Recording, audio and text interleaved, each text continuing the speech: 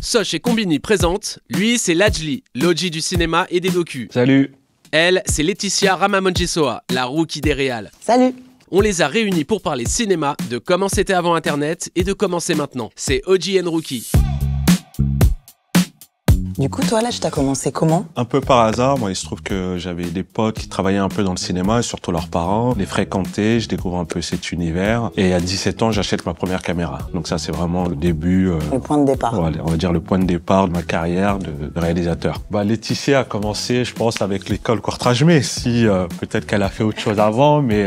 Après la formation, du coup, très vite, avec des filles de ma promotion, on a formé un collectif de femmes réalisatrices. Et avant, on connaissait rien et on a un peu appris sur le tas, justement, avec les mêmes pattes esthétiques, des caméras aussi à cassette, etc. Puis finalement, on a commencé à faire autre chose aussi. On a commencé en groupe. J'étais peut-être 5-6 au départ. C'est vrai que nous, on nous faisait souvent le reproche, Courtrajmé, c'est que des mecs, c'est masculin. Mais c'est parce que les gens savent pas, c'est que nous, on est à la base une bande de potes, quoi. Ouais, c'est ça. Depuis la maternelle, donc on a tout le temps évolué ensemble. Mais le fait d'avoir ce collectif de femmes, je trouve que c'était bien, c'était important de le faire. Et le fait que ce collectif existe, continue à produire, c'est vraiment charmé. Non, c'est cool. J'ai l'impression qu'avec les réseaux sociaux, il y a plus de visibilité. C'est-à-dire, du coup, toutes les marques, tous les directeurs artistiques, tous les producteurs, etc. sur les réseaux. Donc, en gros, tu peux les trouver facilement, les suivre, etc. Pour essayer de travailler son art, sa singularité et se démarquer de la masse, c'est vraiment se faire repérer, faire des projets cool. C'est un peu ambivalent, je trouve, les réseaux sociaux, tu vois. Oui, c'est ça. Après, je pense que il y a une vraie ouverture depuis quelques années via les réseaux. Et je me rappelle, nous, à l'époque, on était vraiment les premiers à faire des vidéos, à faire des films, à les diffuser sur Internet. Parce qu'à l'époque, enfin, nous, quand on a commencé,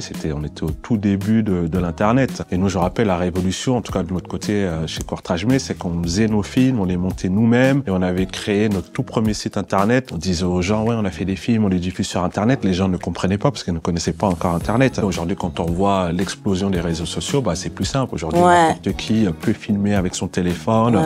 T'as un logiciel de montage gratuit, tu peux le monter en instantané, diffuser et tout de suite, t'as une visibilité dans le monde entier. Donc oui, bien sûr, c'est un plus. Les vidéos peuvent être monétisées, on peut avoir de la pub, donc c'est aussi un moyen de gagner de l'argent. Ouais, n'hésite à travailler avec des jeunes aussi, vraiment, parce qu'il y a des belles idées aussi qui peuvent sortir, des dynamiques différentes, des esthétismes aussi complètement différents, à prendre des risques aussi, parce que ça paye de fou. Alors si j'ai une idée à vous donner pour la prochaine pub Soch, franchement, prenez un des réalisateurs de l'école Courtrajmé, parce qu'on a les meilleurs réalisateurs de cette génération, et ils sont vraiment bons, et vous aurez là une pub originale.